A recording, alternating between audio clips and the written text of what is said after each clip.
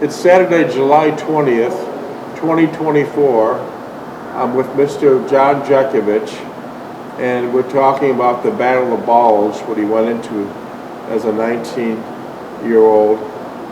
And the Battle of Bulge was one of the bloodiest wars during World War II. It was Hitler's last-ditch effort before they knew they weren't going to be successful.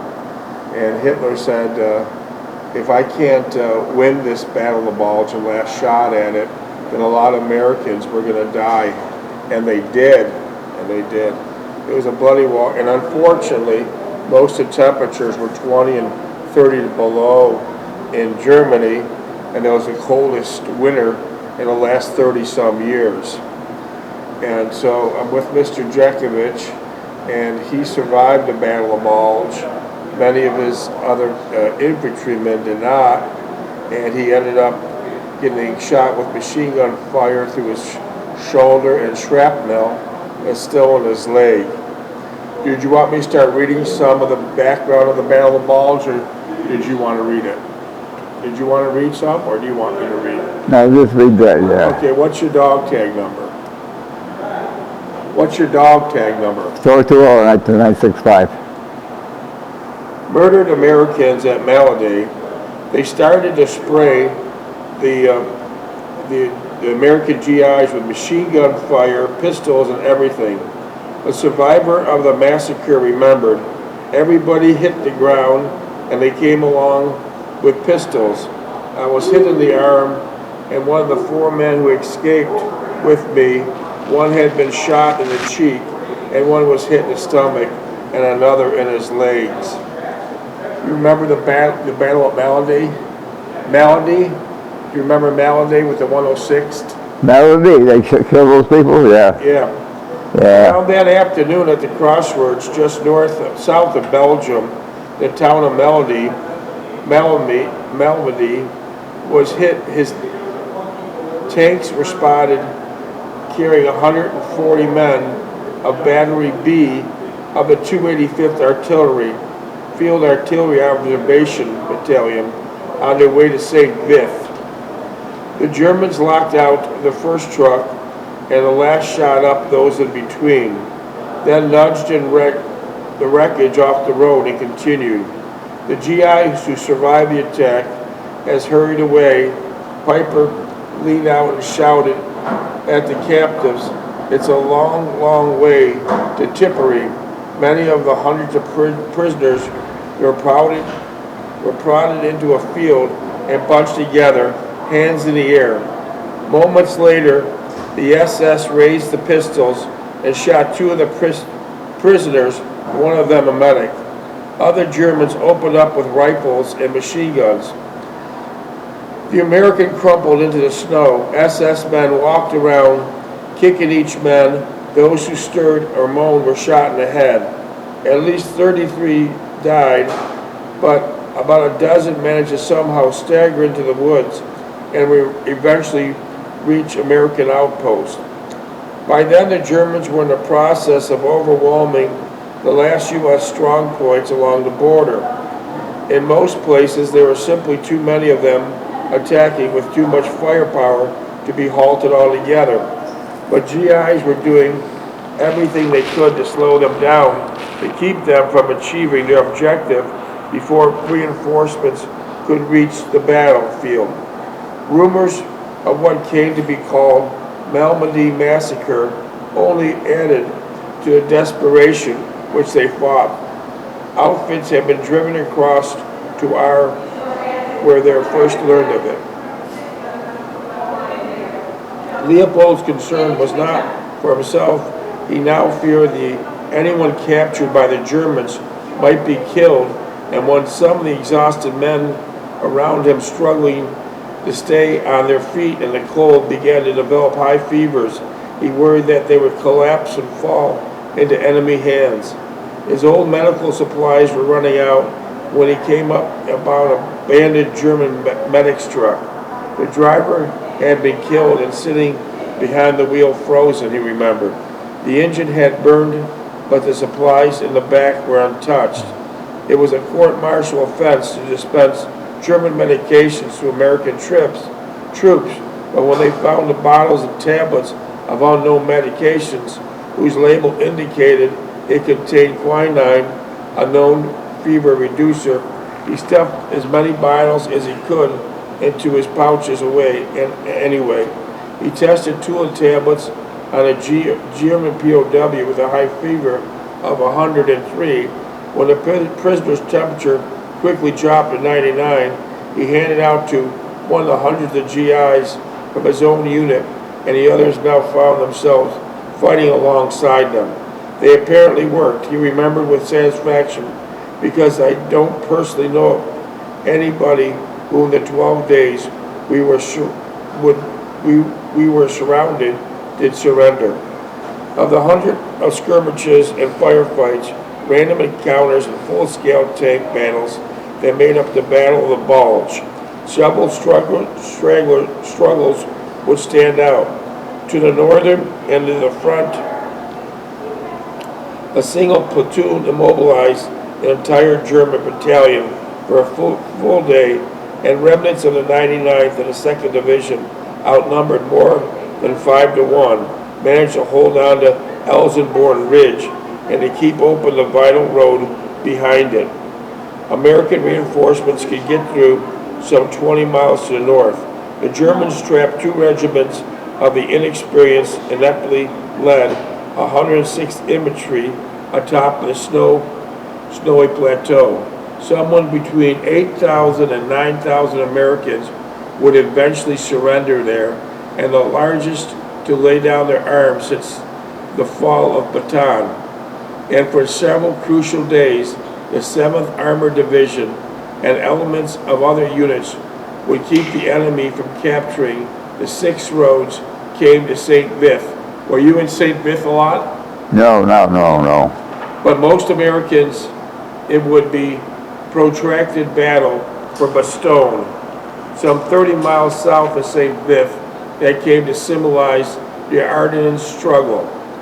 We all knew that they were holding out, and we were all cheering them on. Several roads spread out from the center of the little market town, including the east-west highway suited for supplying the Germans to Maus. Hitler was determined that Montefal's 5th Panzer Army take it right away, and by midday and on the 17th, 3 armored columns were fighting their way towards it. Eisenhower was no less determined to deny them the town and called the 101st Airborne Division to help hold it. Are you familiar with the 101st Airborne? Right? Are you familiar with the 101st Airborne? I didn't know anybody that no. The 101st was still more than 100 miles away in Moudron, France, recuperating from the market garden fiasco. Until it reached Bastogne, the Americans would have to block the roads towards it with some of the men.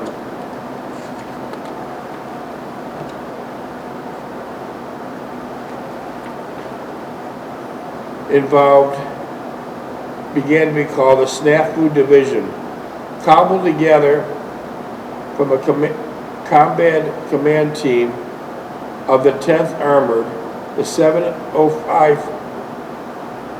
Tank Destroyer Battalion, and scattered elements of the 28th Infantry Division, including what was left of the Tom Gallery's battery. We dropped back and fire. You remember, drop back and fire, and at a time, I don't know, but apparently we were trying to protect Bastogne.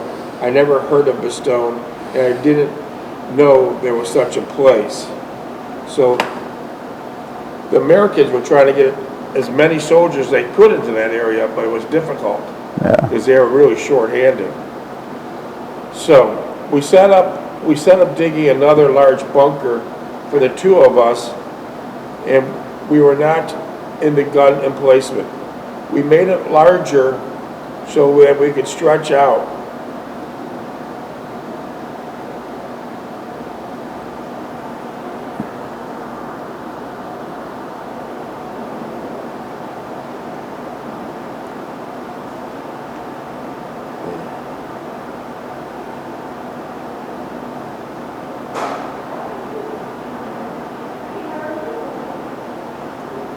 We made it larger so we could stretch out. It was not too concerned about being overrun in the position as we were further south. I looked on its assignment and respite, a breather from things to come. I still missed being on our own, and I wondered if we would ever recapture those days again. That night, Post brought us up hot chow in a couple of Maramite cans, huge insulated cans. Big, 19. want to get the mail? Yeah. Big as garbage cans, which kept the food piping hot. The cooks at the mess hall must have thought that we had a full squad, as they packed enough food for 10 to 12 people. Nevertheless, we appreciated and ate as much as we wanted. It felt good to stuff ourselves until we could not eat another bite. Later on that evening, we relieved the gun emplacement. I crawled into a large bunker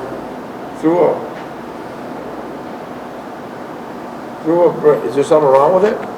What? Was there something wrong with this? What? That machine? No, this thing gets loose. It gets loose. Okay. Later,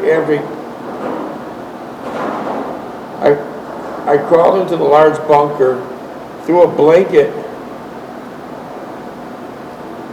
over my head, turned on my flashlight, and read the mail I had received that afternoon. I received 2 from home. They were usually the newsy letters. Sally was getting along in school, but was having a tough time with algebra. Mother was complaining about the furnace going out on the coldest nights. I bet they would not. I bet they did not take the ashes out of the ash pit. Yeah. I thought as I read the rest of the letter. Ann's letter were more poignant and heartwarming. She missed me and said she had a terrible time adjusting to my absence. Luckily, her full-time job and school kept her pretty well occupied and took her mind off the feeling of loneliness. She missed seeing me at the times we spent together. She mentioned that she had not gone back to the Overlook since I left, and also said she had not done many things we did together and was reserving them for when I returned. I grasped the significance of that remark, but did not dwell upon it. Her mother was doing well, still working full-time, and had said to tell me that she missed me and to take care of myself. She also mentioned she was always thought of me when she entered the room. Of the last few days we had together, and how much she will cherish them. She also missed driving around town, but most of all missed talking to me and being with me. She closed by saying she loved me and come back to her as quickly as possible. I put the letter down and tried to visualize Anne in my mind. I remembered her long blonde flowing hair, her inviting figure, and most of all her kind, sincere, beautiful face. It all seemed so long ago, and then I realized how much I missed her and once again regretted all the missed opportunities. I wished I had made more of our relationship something more lasting and could give me some form of comfort through these trying days. I closed my eyes and laid back against the straw, seeing Anne once again as she looked during these times. I would see her on a path, longing to hold her and kiss her, never to let go. Minutes? Did you get the mail? Not yet. 15.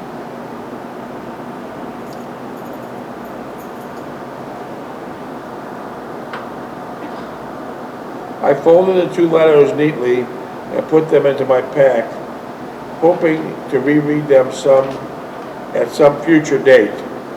I looked at the 2 letters from Jean and picked the one with the earlier postmark. I noticed that she had misspelled my last name and gave me a chuckle. She started out by saying that she was sad that she could not be with me when I left. She had heard the news of our leaving just before noon. It was all over town. The good people of Haverford West were distressed to see us go, and they missed us, wished us well. She also said she missed me greatly. She felt as it was a great part of her life had gone with me, since everything seemed so empty and forlorn after I left. She missed our bicycle trips, picnics, and walks, but most of all, she missed being with me. I took great comfort in that sentiment. I too missed all that and much more. I miss listening to the BBC, the walks along the benches overlooking the town, and the sound of the Spitfires and bombers flying overhead. She also stated that her parents were concerned for my safety. The radio and paper were full of news of counteroffensives by the Germans, and a violent battle was raging in the Ardennes. She wanted to see me again and wondered if I'd be getting a pass or something in the near future. Christmas was not the same, as she stated dejectedly. There was nothing to look forward to, and there's not much of a Christmas without me being there. I was touched by her sensitivity and her tenderness, and I would have liked nothing better than to be with her folks during the holidays. She closed by saying that she would send me some pictures of the next posting to write soon. God bless you. I folded the letters and stuck them into my pack, and then lay back trying to make some kind of sense out of all of this.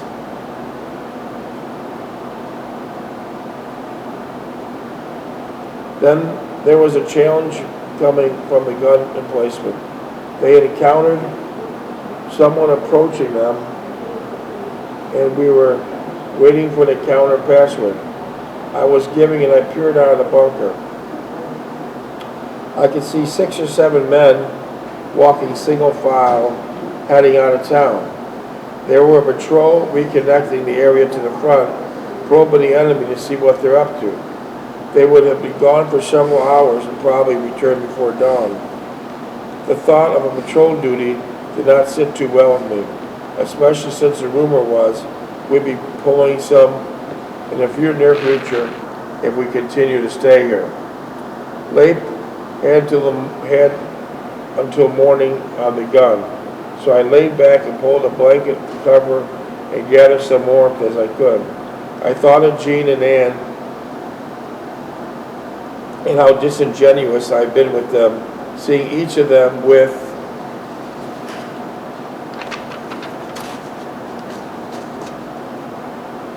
neither aware of each other's presence. I infringed on their kindness and shared their hospitality and warmth, and all the while I was deceiving each of them. I was no better than the Germans in their sneaking counterattack. At least they thought they were justified to save their fatherland. What was my justification? The next morning there was a rumor that we would be receiving some new replacements. After Post brought us some hotcakes and sausages with plenty of hot coffee, we asked them what the latest scuttlebutt was. Eventually he had heard the same rumor, but could not see no evidence of it. I was summoned to the CP in town, and Lieutenant Mancuso, the 90-day wonder. What do you remember about Lieutenant Mancuso? He was a mail clerk before. He got battlefield commission. Stockholder. Well, he's right there with the people, with the officers. He's a mail clerk. Gave him the mail and everything. So he stuck his way to get the commission. And you call him the 90-day wonder. Yeah. Informed me that he didn't go anywhere. No? Yeah. He informed me that we're getting 6 or 7 men of our squad before the day was over. He also said I would be the still acting squad leader, and was attempting to get my stripes. Yeah. I said nothing. I only wanted to know more about the replacements. So many times you have promised your stripes, and many times they never came. I should have been a staff sergeant. You never got your stripes? Yeah, I never got the stripes, no. The rear echelon was getting them. They had so many stripes to give out, and they gave them the rear echelon. What were you up there?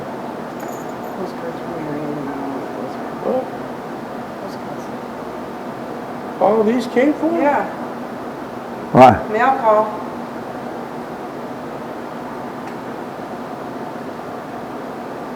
What the hell is this? Mary. Oh, give it to him. Look at it, mail call. You have any idea what this is? Looks like that.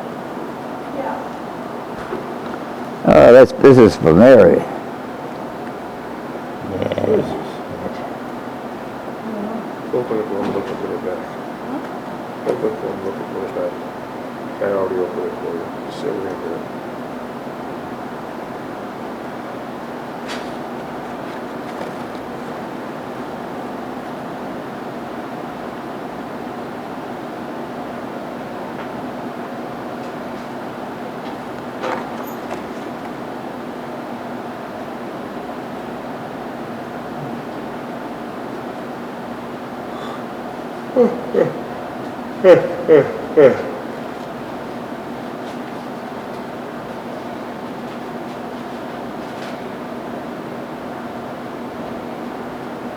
Borrowed our boat. Okay, you want me to put them in your book? Yeah, go ahead Hand here. it to me. I'll They're all for Mary here. stick them in your book. Yeah, stick them in the book. Stick them in the book there. Okay.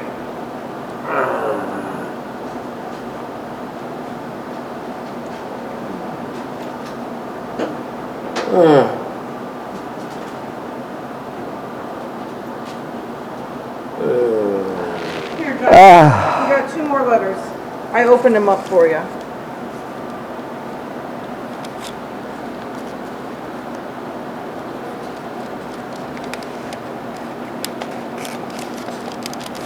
yeah, this is.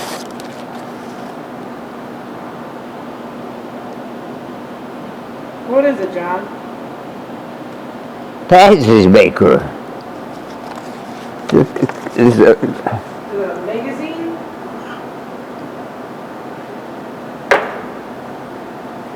Mail call. Mail call.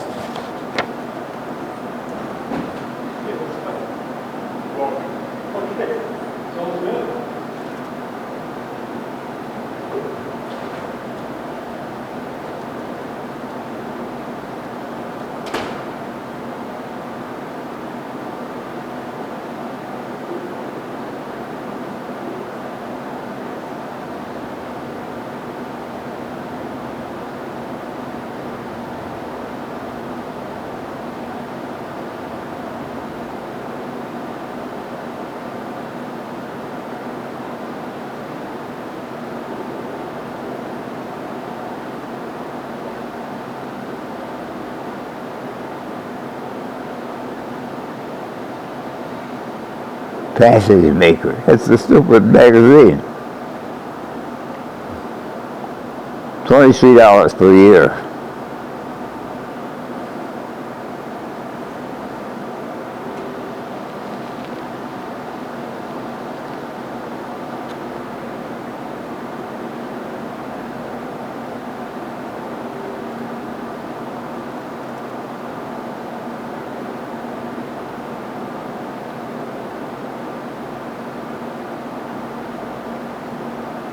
It's amazing how after Mr. John Jeckovich knocking on the door of 100 years old, reading a letter and also the fine print on the bottom of the letter with no glasses at all. Ooh. Unbelievable. That's why we nicknamed him Super Soldier. Super Soldier. What the hell is this Panzers maker? You want to hand it over to me? Yeah. Want me to take a look at it? Yeah. All right, let's see what we got here. Read the rest of your mail. Wait a minute. I'm gonna put it. I'm gonna let John. I'm gonna see what it is.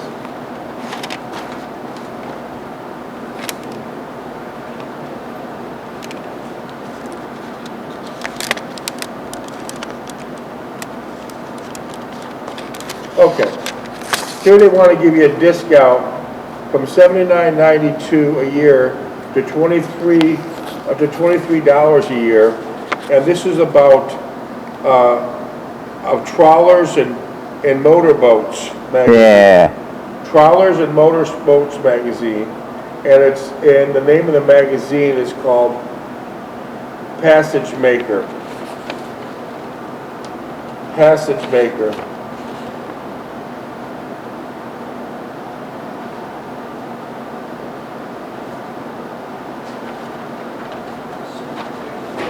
Passage maker. Want me to store it in your book? Huh? Want me to store it in your book? Oh, what the hell is this? Want me to take a look at it?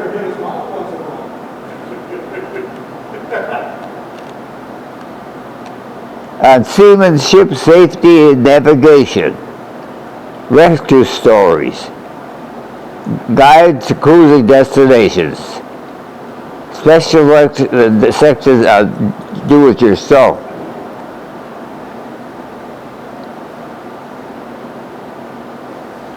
Power boats. What the hell? I don't want to do it. Want to hand it to me? Yeah.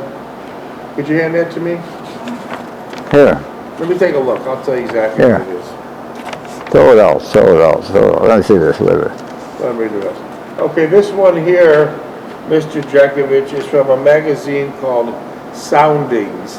Soundings. That's the power boats. Yeah. Yeah, and it's a regular $119.88 a year, and they're gonna knock off $99.88, and they're gonna give you the magazine for $20 for the year. It's called Soundings. It's all about power boats Yeah. and advice on seamanship, safety, and navigation. You want it, or do you want me to toss it? Nah, throw it out. Throw it out. I don't want this. It would take. Throwing them out. I'm gonna rip them up Yeah. and throw them out. Here. Here. Want to hand it to me? Here. Hey, could you hand that to me? Rip it up. Rip it up. Throw it out. Rip it off, throw it out. Okay, let's get back to where we were.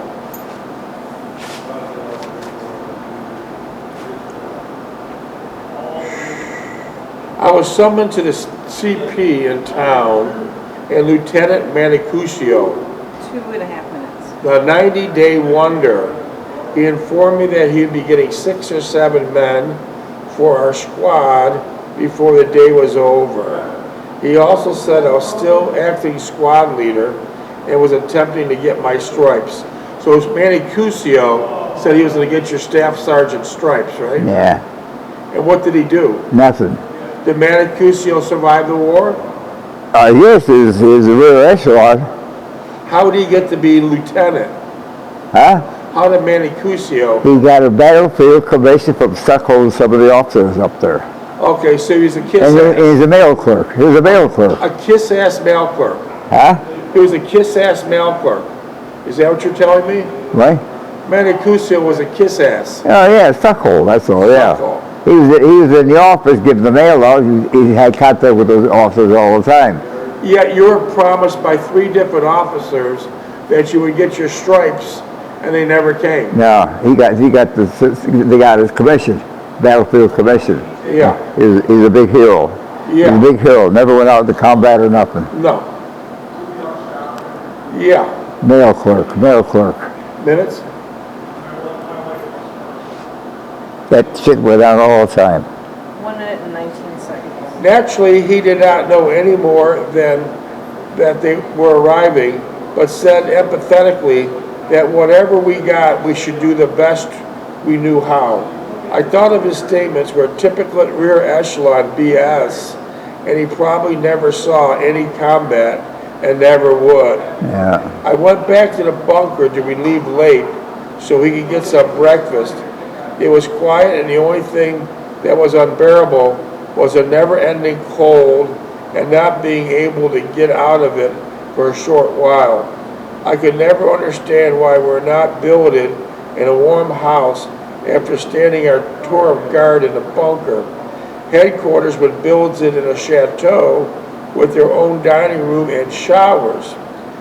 I had not had a hot shower since leaving Haverford West, nor at anywhere else. So the top brass were in a chateau with their own dining room and heat.